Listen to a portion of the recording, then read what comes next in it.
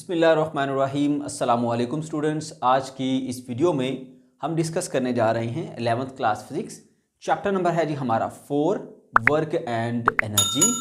और लेक्चर 4 हम आज सीखेंगे। आज का जो हमारा टॉपिक है वो है work done in the gravitational field. बच्चों, ये एक इम्पॉर्टेंट टॉपिक है, यहाँ से शॉर्ट और लॉन्ग दोनों क्वेश्चन आ सकते हैं।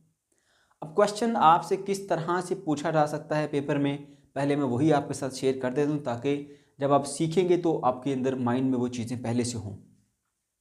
पहला question, prove that work done in the gravitational field along a close path is zero.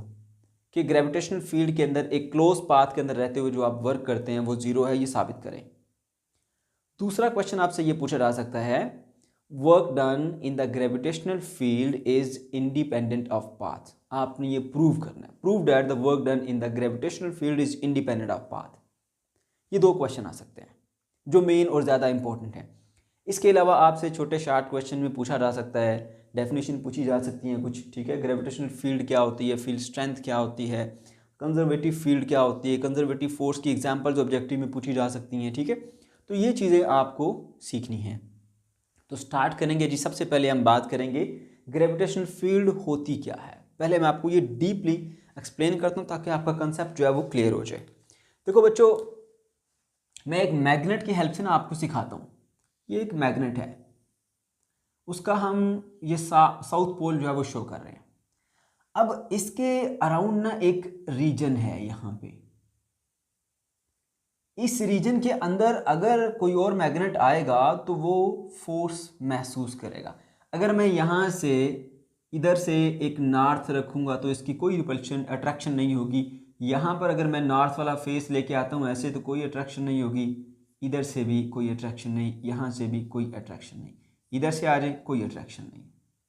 लेकिन जैसे ही मैं इस रीजन में इंटर होऊंगा ऐसे नॉर्थ पोल के साथ, तो अब इसके ऊपर अट्रैक्शन आना स्टार्ट हो जाएगी। भले ही थोड़ी 4 सेकंड के फासला ज़्यादा है दरमियान में, लेकिन ये इसकी तरफ अट्रैक्शन करना स्टार्ट कर देगा।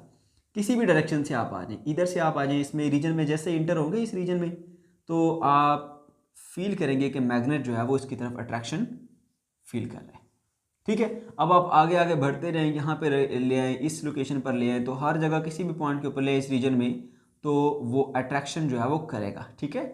अट्रैक्शन होगी इनके दरमियान। अब जरूरी नहीं है कि आप नॉर्थ पोल ही लेकर आए, आप साउथ पोल भी लेकर आएंगे तो इस रीजन से बाहर तो वो कोई रिपल्शन शो नहीं करेगा। जैसे ही इस रीजन में इंटर होगा तो वो रिपल्शन शो करना स्टार्ट कर देगा, ठीक है।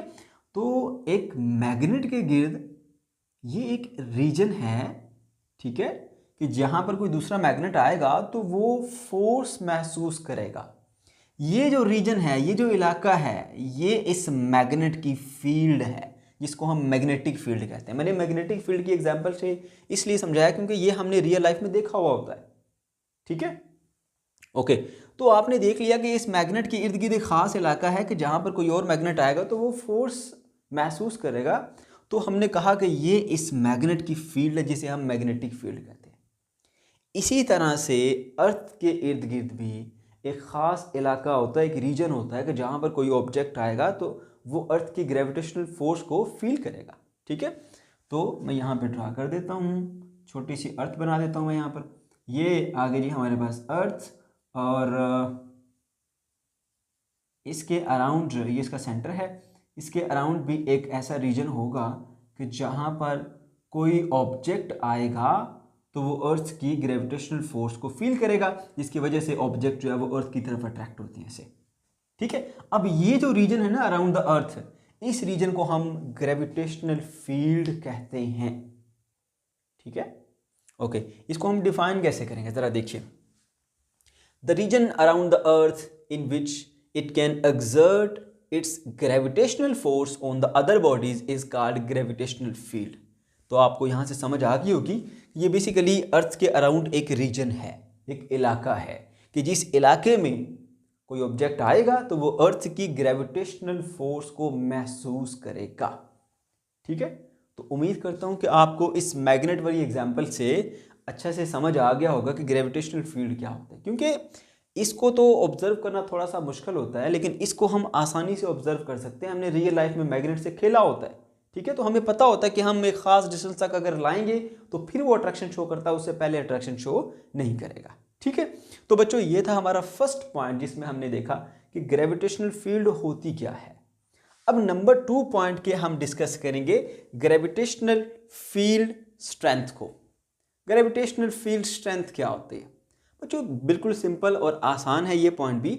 स्ट्रेंथ क्या होता है? आपसे पूछा जाता है आपकी क्लास की स्ट्रेंथ कितनी है, यानी आपसे क्वांटिटी पूछी जा रही है, तादाद पूछी जा रही है, अमाउंट पूछी जा रही है। ठीक है, तो ग्रेविटेशनल फील्ड स्ट्रेंथ को आप अपने माइंड के लिए समझने के लिए इतना समझ लें कि कहाँ पर ग्रेविटेशनल फील्ड स्ट्रॉन्ग है, कहाँ पर ग्रेविटेशनल फील्ड वीक है, कितनी स्ट्रॉन्ग है कितनी वीक है, ये बताती है ग्रेविटेशनल फील्ड स्ट्रेंथ। ओके, तो अब इसको डिफाइन जो किया गया ना, वहाँ स्टूडेंट्स को एक एतराज़ होता है कि सर ये डेफिनेशन इसकी किस तरह से है। देखिए, ग्रेविटेशन है जी, gravitational force per unit mass is called gravitational field strength. ठीक है, एक यूनिट मास जितनी ग्रेविटेशनल फोर्स महसूस करता है उसको हम ग्रेविटेशनल फील्ड स्ट्रेंथ कहते हैं। ये कैसी डेफिनेशन है, समझने में मुश्किल होती है, अंडरस्टैंड करने में इसको मसला होता है। तो मैं आपको समझाता हूँ। देखियो बच्चों, जो चीज़ें आप देख नहीं सकते उनको आप फील करते हैं। ठीक है, मैं आपको एक छोटी सी गेम बताता हूँ, शायद आपने खेली भी हो। अक्सर बच्चे क्या करते हैं, एक बच्चे की आंख पे जो है वो पट्टी बांध दी जाती है, बाकी उसके आसपास सारे घूम रहे होते हैं। अब उसने बिना देखे अपने आसपास अपने दोस्तों को पकड़ना होता है, अब वो देख नहीं पा रहा, तो फिर क्या होता है, वो फील करता है, कोई बात करता है उसको सुनता है। ठीक है, वो फील करता है कि यहाँ से आवाज़ आ रही है, तो वो उसको पकड़ लेता है। किसी के कदमों की आवाज़ उसकी तरफ आती हुई मालूम होती है। ठीक है, कोई पास से गुजरे उसको तेज़ी से हवा मालूम होगी, या कुछ भी ऐसा होगा, वो फील करेगा, अपने सेंसेस को यूज़ करता हुआ और उसको पकड़ लेगा। जैसे खेलते हुए अचानक सामने आके आवाज़ बोली जाती है, कोई भी आवाज़ निकालता सामने आके, तो वो फ़ौरन से गैस कर लेता है कि मुझे आवाज़ सामने से आई है, उसको ऐसे पकड़ लेता है। तो याद रखें, जब हम चीज़ों को देख नहीं सकते फिर उनको फील करके हम इंफॉर्मेशन हासिल करते हैं। जब आपकी आंखों पे पट्टी थी, आप देख नहीं सकते थे, आप महसूस कर रहे थे कि आवाज़ कहाँ से आ रही है। आवाज़ अगर सामने से आएगी तो आप सामने से ऐसे उसको पकड़ने की कोशिश करेंगे। आवाज़ अगर पीछे खड़ा है कोई लगाएगा तो आप फ़ौरन से मुड़ के उसको पकड़ लेंगे। क्या किया आपने? देखा तो नहीं ना, आपने फील किया साउंड को। ठीक है, और उसकी हेल्प से आपने वो पता चलाया। अब आप ग्रेविटेशनल फील्ड के अंदर हैं, क्या आपको फील्ड नज़र आ रही है?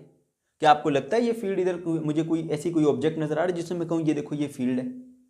तो इसको समझना थोड़ा सा मुश्किल होता है, इसको देखना। तो जब हम इसको देख नहीं सकते तो फिर हमने इसको फील करना होता है। फील हम कैसे करते हैं? हम एक यूनिट मास लेके आते हैं और उस यूनिट मास को ग्रेविटेशनल फील्ड में रखते हैं, फिर देखते हैं कि ये यूनिट मास कितनी फोर्स महसूस करता है। अगर वो यूनिट मास थोड़ी फोर्स महसूस करे तो हम कहेंगे कि यहाँ पर ग्रेविटेशनल फील्ड स्ट्रेंथ वीक है। अगर वो यूनिट मास ज़्यादा फोर्स महसूस करे तो हम कहेंगे यहाँ पर ग्रेविटेशनल फील्ड स्ट्रेंथ जो है वो स्ट्रॉन्ग है। अब ज़रा देखिए, ये हमारे पास ग्रेविटेशनल फील्ड है। मैं एक ऑब्जेक्ट को यहाँ पे रख देता हूँ, यहाँ पर एक यूनिट मास है मेरे पास। ठीक है, लेट्स सपोज 1 किलोग्राम। अब यहाँ रख के मैं फील करूँगा कि इसके ऊपर अर्थ की ग्रेविटेशनल फोर्स कितनी एक्ट हो रही है। यहाँ पर अर्थ की ग्रेविटेशनल फोर्स कम एक्ट हो रही होगी, तो यहाँ पर फील्ड जो है वो कमज़ोर होगी, वीक होगी। ठीक है, ग्रेविटेशनल फील्ड स्ट्रेंथ यहाँ पर लो होगी, कम होगी। क्यों? ऐसा क्यों? आप जानते हैं कि दो ऑब्जेक्ट के दरमियान जब फासला बढ़ता है तो उनके दरमियान फोर्स कम हो जाती है। लॉ ऑफ ग्रेविटेशन आपको आता है। तो ये ऑब्जेक्ट अर्थ के सेंटर से दूर है ना, तो इसके ऊपर ग्रेविटेशनल फोर्स कम हो अप्लाई होगी। अगर ग्रेविटेशनल फोर्स यहाँ कम अप्लाई होगी तो यहाँ पर फील्ड कमज़ोर है, ग्रेविटेशनल फील्ड स्ट्रेंथ यहाँ पर कम है। ठीक है, और अगर मैं एक इसी ऑब्जेक्ट को अर्थ के करीब ले जाता हूँ यहाँ पर, ठीक है, यहाँ पर लेकर जाऊँगा तो इसके और अर्थ के दरमियान फासला कम हो गया। जब दो ऑब्जेक्ट के दरमियान फासला कम होता है तो ग्रेविटेशनल फोर्स उनके दरमियान बढ़ जाती है। ठीक है, तो अब यहाँ फोर्स ज़्यादा मालूम होगी, तो ये यूनिट मास अगर ज़्यादा फोर्स मालूम करेगा तो हम समझ जाएंगे यहाँ पर फील्ड स्ट्रॉन्ग है। तो इससे हमने क्या सीखा? जैसे जैसे हम इससे दूर जाते जाएंगे ना तो ग्रेविटेशनल फील्ड जो है वो कमज़ोर होती जाएगी, ग्रेविटेशनल फील्ड स्ट्रेंथ कम होती जाती है। ठीक है, तो बच्चों ये था कंसेप्ट ग्रेविटेशनल फील्ड स्ट्रेंथ का। इसीलिए हम कहते हैं कि एक यूनिट मास जितनी ग्रेविटेशनल फोर्स महसूस करता है वो डिफाइन करती है जी आपकी gravitational field strength at that point. ठीक हो गया। तो फिर से देख लें डेफिनेशन को, ग्रेविटेशनल फोर्स पर यूनिट मास, एक यूनिट मास कितनी ग्रेविटेशनल फोर्स को फील करता है, इसका ग्रेविटेशनल फील्ड स्ट्रेंथ। ठीक है, इसका फार्मूला में भी आप ऐसे लिखेंगे gravitational force divided by mass, तो आपके पास ग्रेविटेशनल फील्ड स्ट्रेंथ आ जाएगी। उसके बाद बच्चों हम बात करते हैं जी कंजर्वेटिव फील्ड की। ये कंजर्वेटिव फील्ड क्या होती है, अब जरा इसको भी देख लीजिए। कंजर्वेटिव फील्ड एक ऐसी फील्ड है कि जिस फील्ड के अंदर रहते हुए अगर आप एक क्लोज पाथ के अलोंग वर्क करेंगे, एक क्लोज पाथ के अलोंग वर्क करेंगे तो आपका वर्क जीरो होगा। आप एक पॉइंट से दूसरे पॉइंट तक जाते हुए जो वर्क करेंगे वो इंडिपेंडेंट ऑफ पाथ होगा, यानी इस पॉइंट से इस पॉइंट तक आपने जाना है। आप चाहे यहां से यूं जाएं, चाहे ऊपर से होकर यूं जाएं, चाहे नीचे से होकर ऊपर आए, कोई भी पाथ इस्तेमाल कर लें, ऐसे रैंडम पाथ कोई भी अप्लाई कर लें आप। तमाम के तमाम केसेस के अंदर जो आपके पास वर्क होगा वो सेम रहेगा, work is independent of path.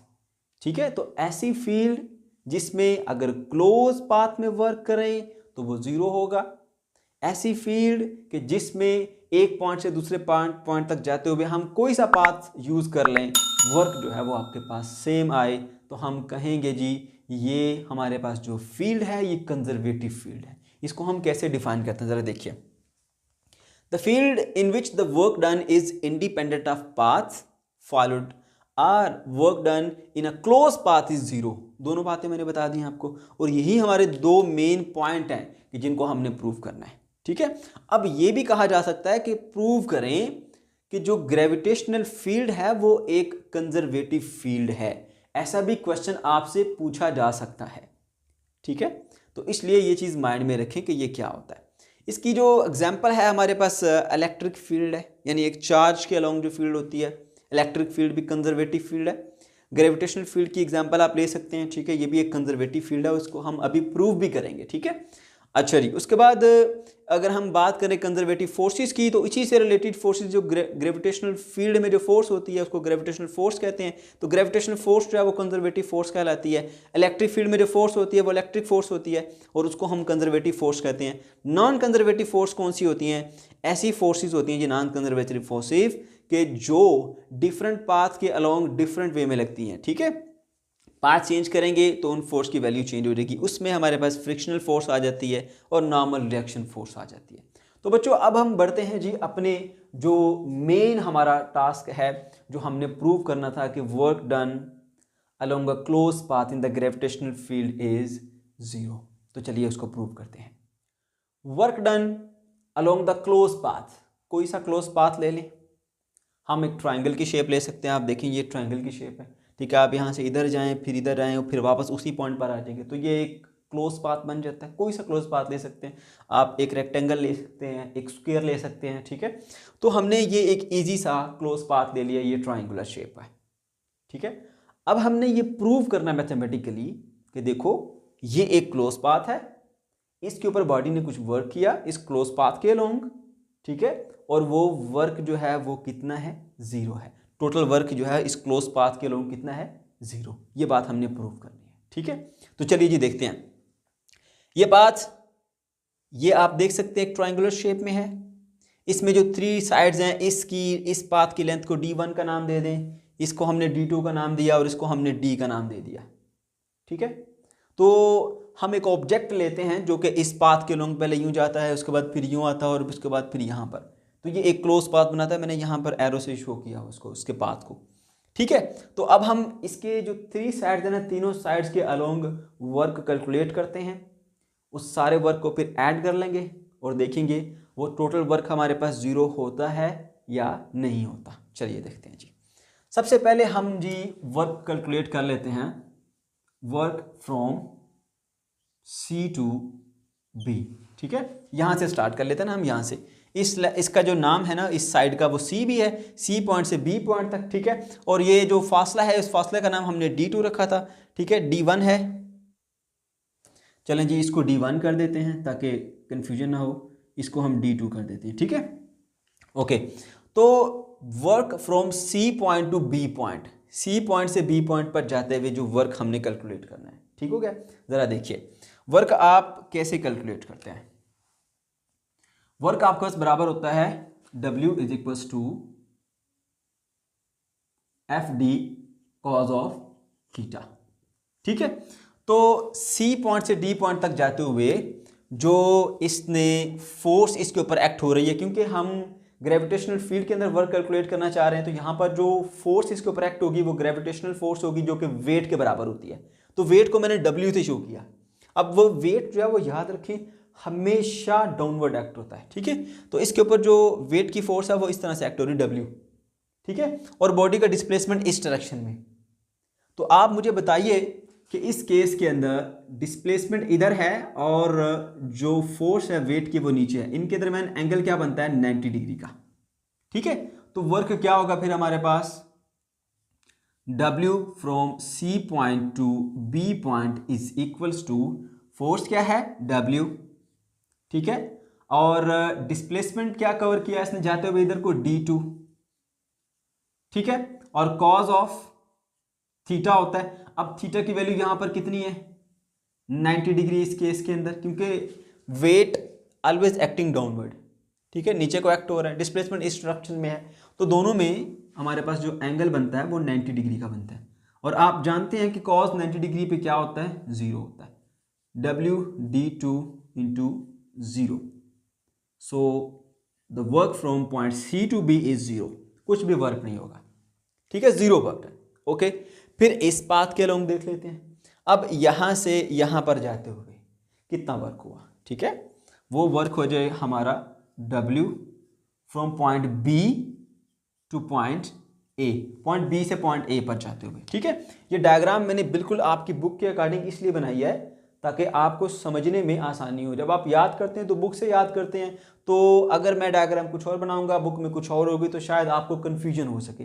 तो इसलिए मैंने सेम टू सेम बुक वाली डायग्राम जो बनाई है और वही लेबलिंग की है। ठीक है, लेबलिंग वैसे चेंज कर सकते हैं, कोई इशू नहीं है, लेकिन मैंने बुक वाली बनाने का मकसद ये था कि आप लोग कन्फ्यूज ना हो। ओके जी, तो B पॉइंट से A पॉइंट तक वर्क निकालना है, यहां से यहां तक। अब जो डिस्प्लेसमेंट यहां से यहां तक कवर हुआ वो डिस्प्लेसमेंट कितना जी D1। ठीक है, और जो इसके ऊपर फोर्स है ग्रेविटेशनल फोर्स वो हमेशा डाउनवर्ड होती है, नीचे की तरफ है। अब जरा देखें इस केस के अंदर जो डिस्प्लेसमेंट है वो अपवर्ड डायरेक्शन में है D1, और जो वेट है वो एक फोर्स है तो वो नीचे की तरफ एक्ट हो रही है, क्योंकि हमने यहां पर जो है वो वर्क निकालना है ग्रेविटेशनल फील्ड के अंदर रहते हुए। तो फोर्स जो ग्रेविटेशनल फोर्स होगी जो कि वेट के बराबर होती है, D upward weight downward, angle कितना बनता है इनके दरमियान 180 डिग्री। ठीक है, 180 डिग्री। तो आपने यहां पर थीटा की वैल्यू 180 पुट करनी है। तो चलिए देखते हैं जी, work from point C to point B is equals to force क्या है वेट की फोर्स है W, और कितना डिस्टेंस कवर किया जी D1, cause of theta, theta की वैल्यू कितनी होगी 180 डिग्री। तो आपको पता होना चाहिए cos 180 पे कितना होता है -1, W D1 इंटू -1 आ गया आपके पास। ठीक है, तो ये बन जाता है जी -W इंटू D1। ओके, तो ये हमारे पास आ गया जी सेकंड पाथ का वर्क। उसके बाद इसमें आ जाते हैं यहां पर, यहां से लेकर यहां तक। ओके, अब यहां पर जो एंगल था वो 90 डिग्री था, यहां पर जो एंगल है उसको थीटा कहा गया है। ये एंगल कितना है जी थीटा है।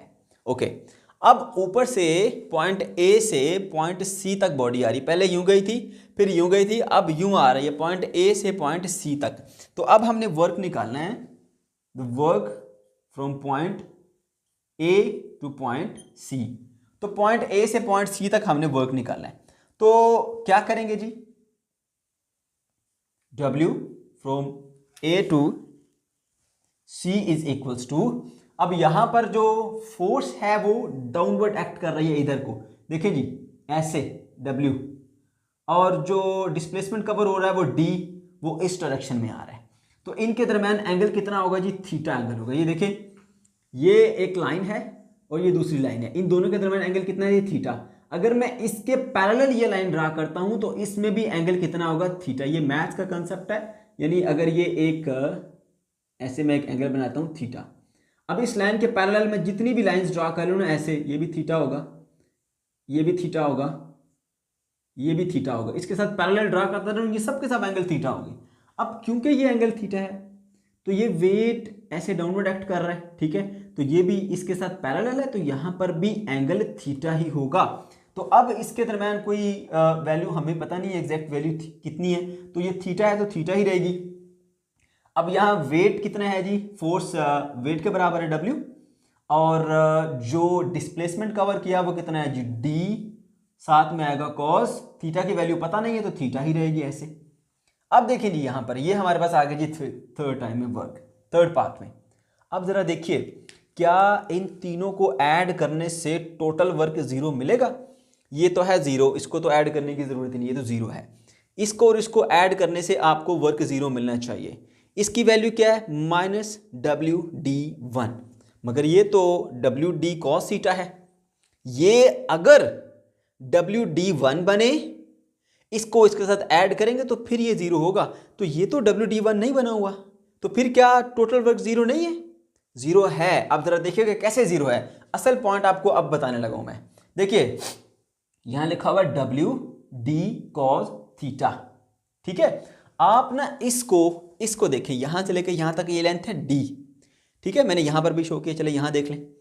इसको आप इसके कंपोनेंट्स में ब्रेक करें, ठीक है। एक इसका कंपोनेंट किधर आएगा, यहां से डॉटेड लाइन से मैं शो करता हूं, एक कंपोनेंट इसका ये बनेगा, ये वाला, ठीक है, और दूसरा कंपोनेंट इसका यहां पर बनेगा ऐसे, इसी के साथ इक्वल होगा वो भी, ठीक है। ये कंपोनेंट बनेगा और ये कंपोनेंट बनेगा। ये फोर्स कौन सी है, डी वाली, या सॉरी डिस्प्लेसमेंट क्या ले, ये डी डिस्प्लेसमेंट है। यहां पर एंगल कितना है जी, थीटा है, ठीक है। तो एक इसका ये कंपोनेंट, दूसरा इसका ये कंपोनेंट बनेगा, राइट। अब आपको पता है कि फोर्स को जब हम रिजॉल्व करते हैं कंपोनेंट में, तो एक कंपोनेंट परपेंडिकुलर होता है और एक होता है बेस। इस केस के अंदर समझना थोड़ा सा मुश्किल होता है कि कौन सा परपेंडिकुलर है और कौन सा बेस है। याद रखो बच्चों, एक्चुअल फोर्स या एक्चुअल वेक्टर को आप हाइपोटेन्यूज लेते हैं, बाकी दोनों में से एक बेस होती है और एक परपेंडिकुलर।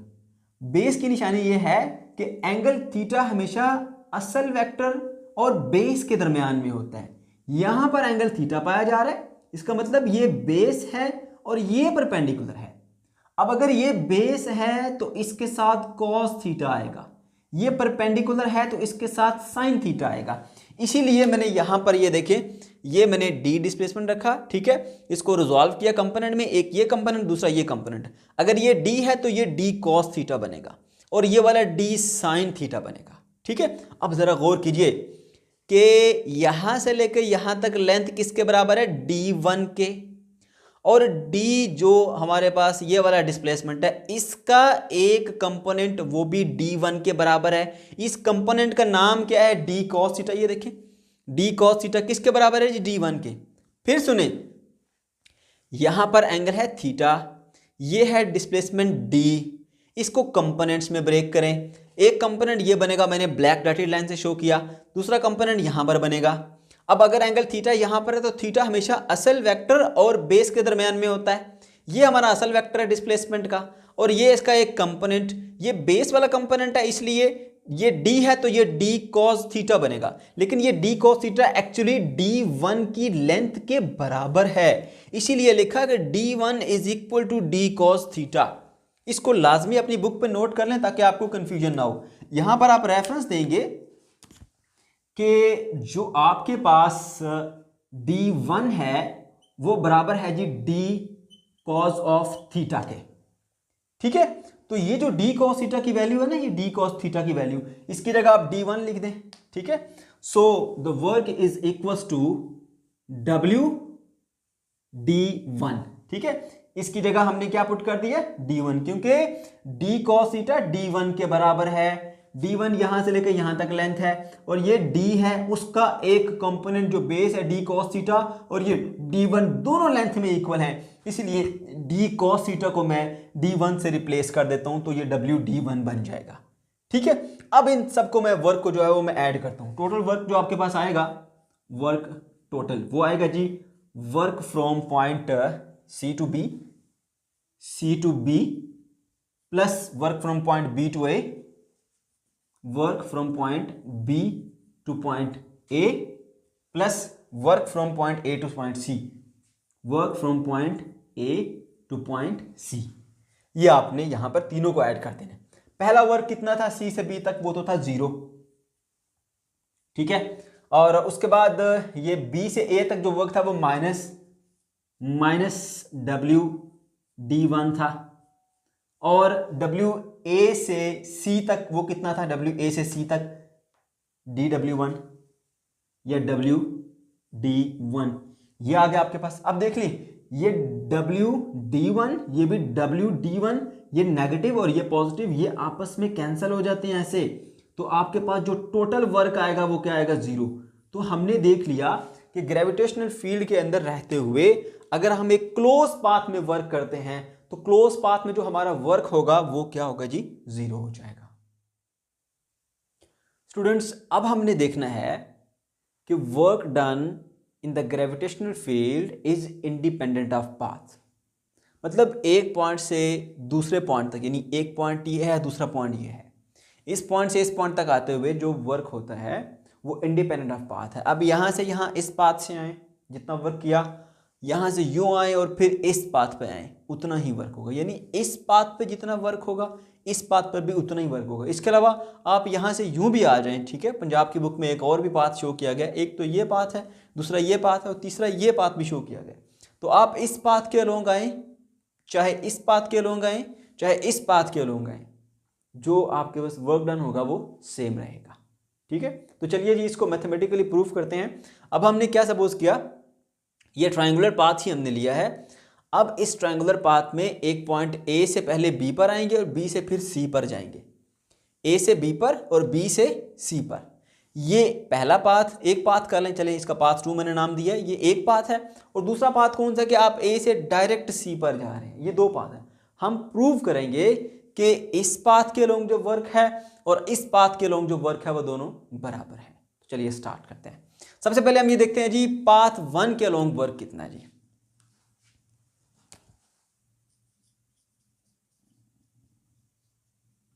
पाथ 1 में वर्क जो हम कैलकुलेट करेंगे वो वर्क कौन सा वर्क होगा, W from point A to point C, from point A to point C, ठीक है। तो आपको पता है वर्क किसके बराबर होता है, ठीक है, बताया था मैंने आपको, W is equals to FD cos of theta, ठीक है। और यहाँ पर जो इस ट्रायंगल में एंगल बन रहा है वो एंगल थीटा है, आपको वहाँ पर मैंने पहले भी बताया है। ओके जी, अब यहाँ से इधर आते हुए ये बॉडी यूँ आ रही है, इसके ऊपर जो फोर्स एक्ट कर रही है वो वेट की फोर्स वो डाउनवर्ड एक्ट कर रही है। डिस्प्लेसमेंट ये इस डायरेक्शन में कवर करती है, वो डिस्प्लेसमेंट है D। तो उस रिस्पेक्ट से फिर हमारे पास फोर्स आ गई W, और डिस्प्लेसमेंट जो इसने कवर किया वो है D cause of theta. Angle कितना होगा, थीटा। किस तरह से थीटा, जैसे मैंने पहले बताया था कि देखो यहां पर एक एंगल थीटा है, जो कंसेप्ट आपको बताया था कि अगर एक 2 लाइंस के दरमियान एक एंगल क्या है, थीटा। ये अब इसके पैरेलल अगर मैं कोई भी लाइन ड्रा करूंगा, इधर भी उतना ही एंगल होगा, इधर भी उतना ही एंगल होगा। इसी रिस्पेक्ट से ये एक लाइन है और ये दूसरी लाइन है, इनके दरमियान एंगल थीटा है। अब इसके पैरेलल ये वेट है, तो यहां पर भी जो एंगल बनेगा वो थीटा ही बनेगा। तो यहां पर जो डिस्प्लेसमेंट D है और जो फोर्स W है उसके दरमियान एंगल थीटा है, इसलिए जो हमारा वर्क है from point A to point C that is equal to WD cos of theta. Okay, तो इसको मैं यहीं पे रोकता हूं अभी, उसके बाद पाथ 2 पे आ जाता हूं। पाथ 2, ठीक है। पाथ 2 में देखें जी, पहले आपको ए से बी पॉइंट पर आना है, इसके दरमियान कुछ वर्क होगा, फिर बी से सी के दरमियान जाना है, वहां पर कुछ वर्क होगा। इन दोनों को ऐड करेंगे तो पाथ 2 का वर्क आपके पास बनेगा, ठीक है। तो पाथ 2 में पहले हम वर्क कैलकुलेट कर लेते हैं point A to B. Work from point A to point B, point A से बी पे जाते हुए यहां से नीचे को आ रही है बॉडी। अब डिस्प्लेसमेंट डाउनवर्ड है और जो फोर्स इसको ऊपर एक्ट कर रही है वो वेट की फोर्स है, वो भी डाउनवर्ड है। तो दोनों अलोंग द सेम डायरेक्शन में, और इस केस में जो एंगल होगा आपके पास क्या होगा, 0। ये W फोर्स आ गई, वो भी डाउनवर्ड। डिस्प्लेसमेंट जो है वो हमारे पास D1, वो भी डाउनवर्ड। तो इस केस के अंदर थीटा की वैल्यू होगी 0 डिग्री, ठीक है। तो वर्क कैसे निकलता है, फोर्स की जगह आएगा वेट, क्योंकि वेट एक फोर्स है। और डिस्प्लेसमेंट कितना ऊपर से नीचे आते कवर किया, यहाँ से लेके यहाँ तक इस ट्रायंगल की लेंथ कितनी है, d1 आ गया, ठीक है। और कॉज ऑफ 0 डिग्री, अब कॉस जो है वो 0 डिग्री पे क्या होता है, आपको पता होना चाहिए, कॉस 0 डिग्री पे 1 होता है, WD1 इंटू 1, ठीक है। ये क्या बन जाता है, WD1। ओके, इसी तरह से अब हमने ये आधे हिस्से का पाथ फाइंड कर लिया। अब ये दूसरे वाला यहां से यहां आते हुए देखें, जो फोर्स है वो डाउनवर्ड एक्ट कर रही है, क्योंकि वेट हमेशा डाउनवर्ड ही होगा, किसी भी पॉइंट के ऊपर देख लें, डाउनवर्ड डाउनवर्ड डाउनवर्ड। डिस्प्लेसमेंट हम इस तरफ देख रहे हैं, तो डिस्प्लेसमेंट में और जो फोर्स है उसके दरमियान एंगल कितना बन रहा है, 90 डिग्री का, ठीक है। इधर को डिस्प्लेसमेंट d2 है, नीचे को वेट की फोर्स है, एंगल कितना बनता है, 90 डिग्री का। तो यहां पर वर्क क्या होगा फिर आपके पास, work from point B to point C, तो वो वर्क आपके पास आ जाएगा, फोर्स इंटू डिस्प्लेसमेंट होता है। तो फोर्स क्या है जी, वेट की फोर्स है, ठीक है। और डिस्प्लेसमेंट जो ओरिजेंटल पाथ में है वो d2 है, d2 नाम है उसका, ठीक है। साथ में क्या आएगा, कॉस ऑफ थीटा, थीटा कितना है, 90 डिग्री, यहां देखा आपने थीटा बराबर है 90 डिग्री के। ओके जी, कॉस 90 डिग्री पे क्या होता है, कैलकुलेटर आपको वैल्यू देगा 0, ठीक है। तो 0 इंटू समथिंग इज 0, सही हो गया। तो हमारा जो टोटल आता है यहां पर वर्क, वो कौन सा आता है जी, पॉइंट ए से बी और बी से सी तक, वो डायरेक्ट क्या बनेगा, ए से सी तक। वो कैसे मिलेगा आपको, पॉइंट ए से पॉइंट सी तक वो मिलेगा जी आपको ये वाला work from point A to B plus work from point, कौन सा पॉइंट दूसरा जी, बी से सी, ठीक है। तो ए से बी तक वर्क है जी WD1 और बी से सी तक वर्क है जी 0। इसलिए हमारा जो टोटल वर्क बना from point A to C during path 2, वो कितना बना जी, टोटल वर्क WD1। लेकिन यहां पर तो WD cos थीटा लिखा हुआ है। तो जैसे हमने पहले सीखा था कि ये जो डिस्प्लेसमेंट D है, ठीक है, इसको आपने कंपोनेंट में रिजॉल्व करना है। एक ये कंपोनेंट जो ब्लैक डॉटेड लाइन से शो किया, दूसरा ये कंपोनेंट जो मैंने ब्लैक डॉटेड लाइन से शो किया है, ठीक है। ये दो कंपोनेंट है। थीटा एंगल यहां पर है, तो एक्चुअली एंगल हमेशा असल वेक्टर और बेस के दरम्यान में होता है। ये साइड बेस है, ये D है, तो फिर ये D cos थीटा बनता है, क्योंकि बेस के साथ cos यूज होता है। ये परपेंडिकुलर है, तो ये क्या बन जाएगा हमारे पास, इसमें मैं लिख देता हूं D sin थीटा, और ये बन जाएगा D cos ऑफ थीटा। तो आप देख सकते हैं कि D cos थीटा और ये D1 दोनों बराबर है, इसलिए मैंने लिखा था D1 is equal to D cos theta. तो यहां पे रेफरेंस दे देंगे as D1 is equals to D cos theta. तो वर्क आपके पास क्या रहेगा, W, इसकी जगह आप लिख देंगे जी D1। ये जो D cos थीटा था इसको रिप्लेस कर दिया D1 से। तो आप देख सकते हैं कि ये पाथ 1 में जो टोटल वर्क आया वो WD1 है, पाथ 2 में जो टोटल वर्क आया वो भी WD1 है। तो इस तरह से हमारे पास साबित हो गया कि ग्रेविटेशनल फील्ड के अंदर रहते हुए आप किसी भी पाथ से एक पॉइंट से दूसरे पॉइंट तक आ जाएं, जो वर्क है वो आपका सेम रहता है, ठीक है। यहाँ से यूं हमने वर्क निकाल लिया, इस पॉइंट से भी हम इस पॉइंट तक वर्क निकाल लिया, दोनों की वैल्यू जो है आपके पास सेम आई। तो बच्चों ये था हमारा आज का टॉपिक। अगर आपको कोई कन्फ्यूजन है या किसी किस्म का कोई प्रॉब्लम है तो कॉमेंट सेक्शन के अंदर आप ज़रूर पूछ सकते हैं। अल्लाह हाफिज़।